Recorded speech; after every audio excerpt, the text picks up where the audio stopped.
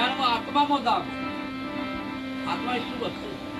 તમે બધાને માનો, આખા દુનિયાના દેવોને માનો છો, આખા દુનિયાના માતા પિતાઓને કદાચ માનો, દેવી દેવતાનો પીર પેગમ્બરોને સંતોને પણ માનતા હશે. માનવામાં અને સમજવામાં ઘણો ફેર.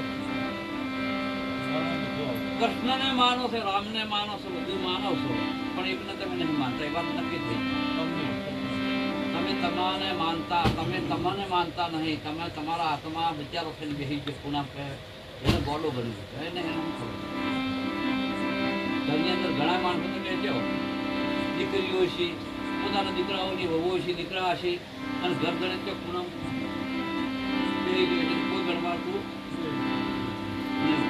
વિચારો થઈને બેસી ગયો. એમાં આત્મા તમારો, તમે તમારા આત્માને માનતા નથી. વાત હકીકત.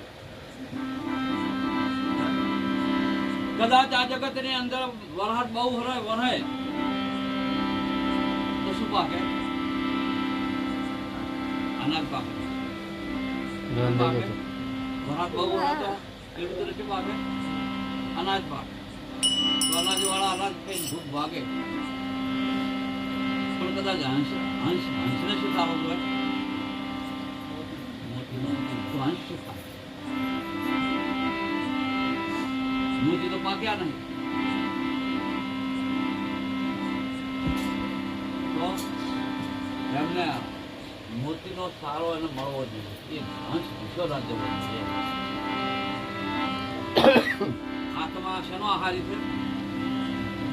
સત્સંગનો આહાર. તમારો આત્મા શેનો બચ્યો છે? એને સત્સંગ મળવો જોઈએ. એ વિચારો કરી એને જમાડો. આવું સમજ. આ કહેવાનું નહીં, સમજવું પડે. તમે તમારા આત્માનું તમારા કોઈ ના માનો પણ તમારો આત્મા દેવો મળ્યો દેવ છે. આખો અમદાવાદ થઈને કદાચ આમાંથી તમારો પ્રાણ જતો રહે, આખો અમદાવાદ મમતા મોને કરી ને ભગવાનને આખું અમદાવાદ મેં રોમ રોમ કરશે 4 દાડા. કોઈ પણ આ બોલે ના બોલે. બોલનારો અંદર પેલો પાછો આવે. એ રીતે જો પુણ્ય મળતું હોય ને, આખી પુણ્ય હોય તો રહે. એ પુણ્યનો એક પુણ્ય છે, પુણ્યનો ઢગલો છે આત્મા. એવું સમજવું. આમાં કોઈ ગાતો નહીં આવડતો હોય, ગાતો નહીં આવડત ચાલશે, વગાડતો નહીં આવડત ચાલશે, કોઈ બોલતો નહીં આવડતો ચાલશે, પણ સમજ્યા વિનાનું ચાલશે.